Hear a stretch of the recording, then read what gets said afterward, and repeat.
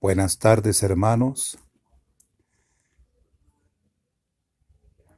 Aquí les traigo un mensaje, una reflexión que alimentará sus corazones. Quizás se habrán dado cuenta de que cuando algunas personas están con problemas económicos, de salud, en tristezas, en sufrimientos, siempre surge la pregunta esta: ¿dónde está Dios mientras sufrimos? Esta es la pregunta que martilla la mente de muchas personas mientras transitan por el oscuro e interminable valle de la aflicción. Éxodo 2, del 23 al 25, nos dice: aconteció que después de muchos días murió el rey de Egipto, y los hijos de Israel gemían a causa de la sabiduría y clamor, y subió a Dios el clamor de ellos con motivo de su servidumbre. Y oyó Dios el gemido de ellos, y se acordó de su pacto con Abraham, Isaac y Jacob. Y miró Dios a los hijos de Israel, y los reconoció Dios. Por cuanto el mundo ha sido un escenario de dolor, no ha sido pocas las veces que alguien, o en el silencio del corazón o en voz audible, ha hecho este desesperado clamor o reclamo, como ustedes lo quieran. Para muchos es inconcebible el silencio de Dios frente al clamor humano. Hay gente que ha asumido una actitud de rebeldía pasiva o activa, dando lugar al endurecimiento del corazón, porque no ven ninguna actuación divina para detener el sufrimiento y calmar ese dolor. Pero, ¿es esto del todo cierto? ¿Es Dios indiferente a nuestra condición y miseria? ¿Le importa a Él si sufrimos o no? La manera como Dios se ha movido en la historia, buscando al hombre en su condición perdida hasta llenarlo con sus bienes eternos, nos muestra cuándo y cuánto le importa a Dios el dolor humano. ¿Dónde está Dios mientras sufrimos? Estas son con nosotros. Nunca nos ha dejado. Él está con nosotros. Por otro lado, si comparamos nuestro sufrimiento con el de Él, tenemos que concluir que nadie ha sufrido más que nuestro Padre Celestial. Ninguno ha pagado un mayor precio por enfrentar el pecado como lo ha hecho Dios. Nadie se ha entristecido más por el dolor de una raza descarriada como nuestro Dios. ¿Quién puede comparar el sufrimiento con aquel que pagó por nuestro pecado en el cuerpo crucificado de su propio Hijo? Nadie. Nadie ha sufrido más que aquel que cuando envió a su Hijo nos mostró cuánto nos amaba. ¿Dónde está Dios cuando sufrimos? Está allí donde siempre ha estado. Es verdad que a veces pareciera que Él se desentendiera del sufrimiento, como se ve en el caso de Job o del apóstol Pablo.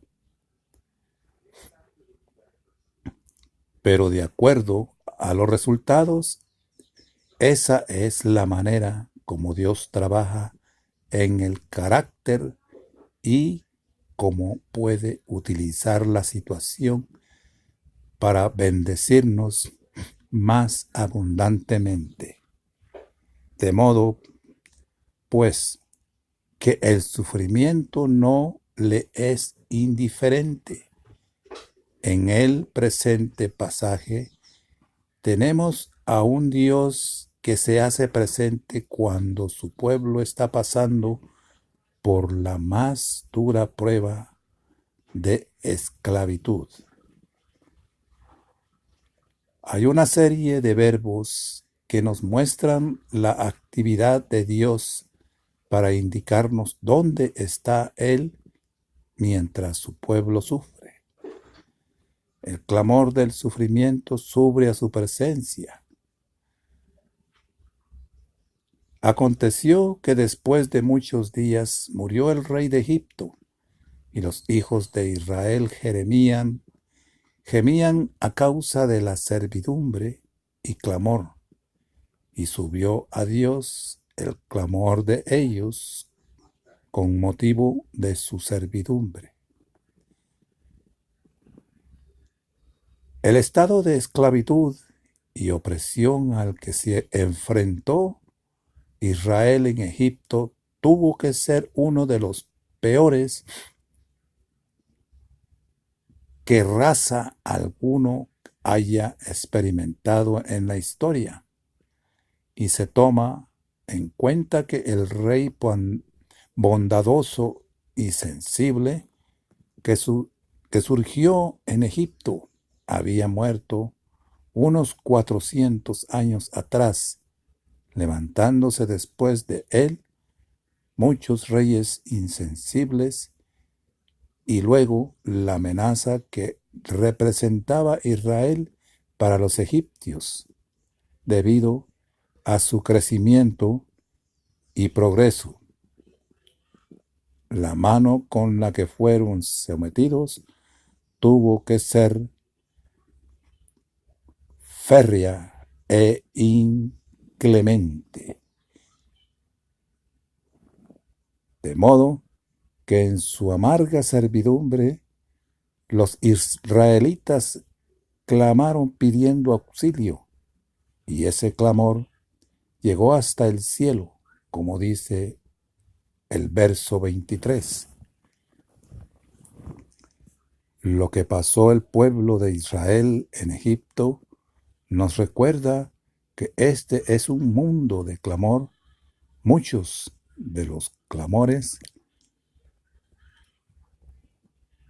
vienen como resultado de alguna terrible esclavitud, de la que se espera salir con prontitud y desesperación.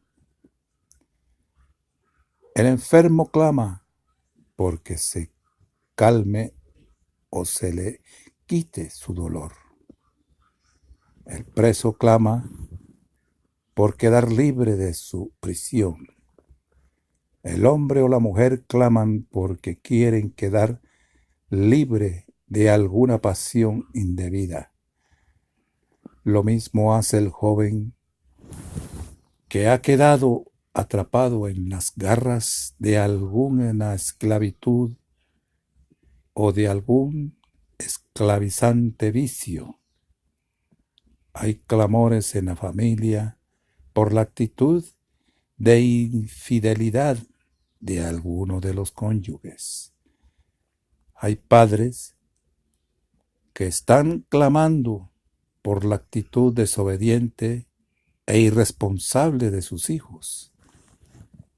¿Qué decir de los clamores que producen el hambre en tantas partes del mundo? El clamor por la falta de una justicia apropiada. ¿Sabe usted cuántos padres todos los días desgarran su corazón porque su hijo fue víctima de la violencia que vive nuestro mundo? Todo esto hace también que se levanten todos los días diferentes clamores por una continua misericordia divina para con este mundo lleno de tanto dolor y violencia. Pero tenemos también que aclarar que muchos de estos clamores no siempre son dirigidos al Señor. La verdad es que hay gente que prefiere buscar otros intermediarios u otras formas en su dolor antes que buscar a Dios. El mismo pueblo de Israel pasó por esa etapa. Gemían entre ellos mismos. No se nos dice que hayan clamado a Dios. Sin embargo, su clamor llegó a su presencia. Y es que el clamor de un corazón sincero se dirige a Dios sin reclamos ni exigencias, sino en humillación, será un clamor que llega hasta la misma sala de la presencia divina. Siempre habrá un cielo abierto para que el clamor entre en su presencia. Siempre estará el cielo para el clamor y para que el clamor entre en su presencia. Dios oye la angustia de los que claman a Él. El verso 24 dice: y oyó Dios el gemido de ellos. No hay una palabra que pudiera aplicarse a Dios en su capacidad de oír a la gente. No la hay. Pudiéramos llamar omnioyente, así como decimos omnisciente, para destacar que Él todo lo sabe. Sin embargo, su omnipresencia hace posible que Dios escuche todos los clamores en cualquier lugar del mundo y en cualquier tiempo que suceda. Este lenguaje que la Biblia nos presenta acerca de Dios, sus oídos no son sordos ni han perdido la audición con los años. Él ha oído siempre. Él es el único que tiene la capacidad de oír el clamor del alma que no grita o el gemido del espíritu que no se oye. Él es el único que tiene la capacidad de oír los gritos del silencio.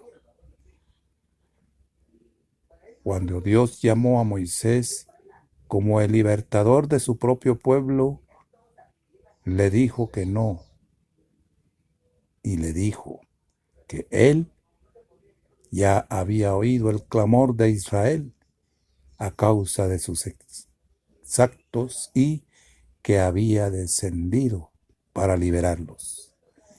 Éxodo 3, versículo 7, dice: dijo luego Jehová: bien he visto la aflicción de mi pueblo que está en Egipto, y he oído su clamor a causa de sus exactores, pues he conocido sus angustias. De modo que ningún grito angustia, dolor o tristeza queda fuera de su alcance. Cuando los escritores sagrados criticaban a los hacedores de ídolos y su falta de poder que éste tenía para hacer algún milagro, destacaban de ellos lo siguiente. Salmo 19, 115, 5, 8. Perdón, Salmos 115, del 5 al 8. Tiene boca, mas no hablan. Tienen ojos, mas no ven. Orejas tienen, mas no oyen. Tienen narices, mas no huelen. Manos tienen, mas no palpan. Tienen pies, mas no andan. No hablan con su garganta. Semejantes a ellos son los que los hacen, y cualquiera que confía en ellos. Sin embargo, no ocurre lo mismo con nuestro Dios cuando el hombre que le ama y le busca, clama a Él. Su petición no se archiva como tantos clamores que quedan sin respuestas en el mundo. El Salmo 34, 17 dice: claman los justos y Jehová oye y los libra de todas sus angustias. Cuando el hombre se dispone en buscarle de corazón, lo encuentra. Su oración no queda sin respuesta. De esta manera lo confirmó David cuando habló de su propia experiencia. Dijo, Salmo 34, del 4 al 6 dice: busqué a Jehová y él me oyó y me libró de todos mis temores. Los que miraron a él fueron alumbrados y sus rostros no fueron avergonzados. Este pobre clamó y le oyó Jehová y lo libró de todas sus angustias. Dios siempre oye, solo que su respuesta estará acondicionada al próximo o al propósito mismo con el que trabaja en nuestras propias vidas. Por lo tanto, Él puede responder diciendo sí, diciendo no o diciendo espera. Dios se acuerda de sus promesas hechas. El versículo 24 dice: y se acordó de su pacto con Abraham, Isaac y Jacob. En el estado de angustia de su pueblo esclavizado, se dice que Dios se acordó de su pacto con Abraham, Isaac y Jacob. ¿Cuál fue ese pacto? ¿Cuál fue la promesa hecha? Dios les había dicho a Abraham que haría de él una nación tan grande como la arena del mar, y que en él serían benditas todas las naciones de la tierra. Isaac fue el hijo de esa promesa. En él cumplió el primer pacto que hizo con Abraham cuando éste salió de la tierra de su parentela. Luego en Jacob, la promesa llegó a concretarse, pues de toda su familia se formarían las 12 tribus de Israel, y de ellas el pueblo que ahora está listo para ser liberado por Dios. El pacto hecho a sus antepasados Dios les había asegurado que ellos no permanecerían como esclavos por siempre. Ahora, Él se ha acordado de aquella promesa y se dispone a cumplirla. Con Dios tenemos la más absoluta garantía del cumplimiento de sus promesas, hermanos. Debemos entender que el acordarse de Dios aquí equivale al olvido que es propio del ser humano. No equivale al olvido. Sería inconcebible pensar que a Dios se le pueden olvidar sus promesas como lo hacemos nosotros. Sin embargo, si hay una sola cosa que Dios olvida, y es aquella que tienen que ver con nuestros pecados. Esas son las cosas que Dios puede olvidar. Nuestros pecados. Miqueas, capítulo 7, del 18 al 19, dice: ¿Qué Dios como tú, que perdona la maldad y olvida el pecado del remanente de su heredad? No retuvo para siempre su enojo, porque se deleita en misericordia. Él volverá a tener misericordia de nosotros. Sepultará nuestras iniquidades y echará en lo profundo del mar todos nuestros pecados. Qué extraordinario es nuestro Dios, hermanos. Grande es su gloria, porque Él todos nuestros pecados, todas nuestras faltas que cometemos, Él las perdona y las olvida. Qué extraordinario es Dios. ¿Dónde está Dios mientras sufrimos? Vuelve la misma pregunta. Está allí listo para cumplir sus promesas. Ningún dolor, angustia o pena pasa sin que Él no se dé cuenta. Lo que ha prometido lo cumplirá. Este texto nos confiere una gran confianza. Dios es el Dios de pacto. Es verdad que muchas veces el hombre lo ha quebrantado, pero la fidelidad de Él ha sido firme en el cumplimiento de tales promesas. Este es el más poderoso pensamiento mientras pasamos por nuestros valles de sombra y de muerte. La más grande promesa es que Él estará siempre con nosotros. Dios nos mira y nos reconoce.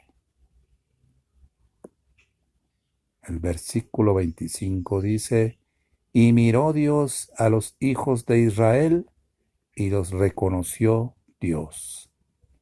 ¿Dónde está Dios mientras sus hijos sufren? Vuelve la pregunta. ¿Está allí? Los está mirando, los está reconociendo. El verbo mirar de este pasaje es más que una simple mirada. No es aquel tipo de mirada que nos despierta ninguna clase de sensibilidad, aunque sea notoria la miseria y la angustia. No es, por cierto, aquella mirada que tuvo el levita y el sacerdote en la parábola del buen samaritano. Allí ellos vieron la angustia y el dolor, pero siguieron de largo. Nuestro Dios es el buen samaritano, que viene y ve y luego es movido a misericordia. La mirada de Dios percibe la situación humana, el hombre ve la apariencia, mas Dios mira el corazón. La mirada de Dios nos da confianza, pues hay una absoluta garantía que Él no dejará postrado al que pasa por la angustia. Se nos dice que cuando Jesús miraba las multitudes, tenía compasión de ellas, porque las veía como ovejas desamparadas sin pastor. Dios miró la esclavitud de su pueblo, miró a los que les afligían y atormentaban, miró el dolor físico que le imprimían, miró el dolor emocional que causaba aquella pesada carga, los miró con pasión y decidió librarlos de esas angustias. El texto también dice que los reconoció. Este es un verbo dinámico y significa más que un reconocimiento, es más que un reconocimiento. Tiene la idea de estar involucrado con algo que significa que Dios sentía personalmente la opresión de su pueblo y la compartía con ellos. Hay en esto una verdad maravillosa. El sufrimiento humano despierta en nuestro Dios su más incomparable compasión y amor por sus hijos. Dios no se desatiende en nuestro abatimiento. Él se acuerda que solo somos polvo y vienen a nuestro encuentro. Dios,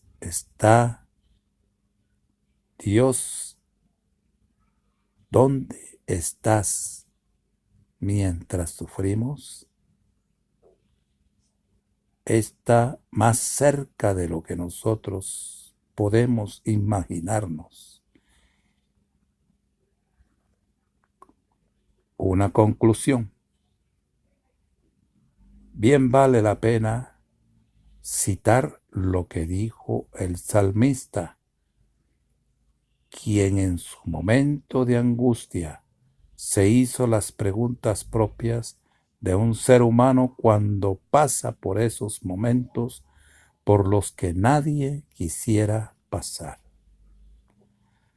El Salmo 139, del 7 al 12, dice: ¿A dónde me iré de tu espíritu? ¿Y a dónde huiré de tu presencia? Si subiere a los cielos, allí estarás tú. Y si en el Seol hiciere mi estrado, he aquí, allí tú estás. Si tomare las alas del alba y habitar en el extremo del mar, aún allí me guiará tu mano y me asirá tu diestra. Si dijere, ciertamente las tinieblas me encubrirán, aún la noche resplandecerá alrededor de mí. Aún las tinieblas no encubren de ti, y la noche resplandece como el día. Lo mismo te son las tinieblas que la luz. ¿Dónde está Dios mientras sufre? Esta más cerca de lo que podemos imaginar, solo que en lugar de huir hacia otro lado, como pensaba el salmista, debemos ir hacia Él. Debemos ir a buscarle y en sus brazos estaremos protegidos y bendecidos. Buenas tardes, hermanos. Dios los bendiga grandemente. Les saluda el pastor Mario López. Espero que este recordatorio pueda llegar a tocar sus corazones y que puedan entender que cuando Dios demora es porque está reconociendo nuestro corazón. Amén. Hasta la próxima.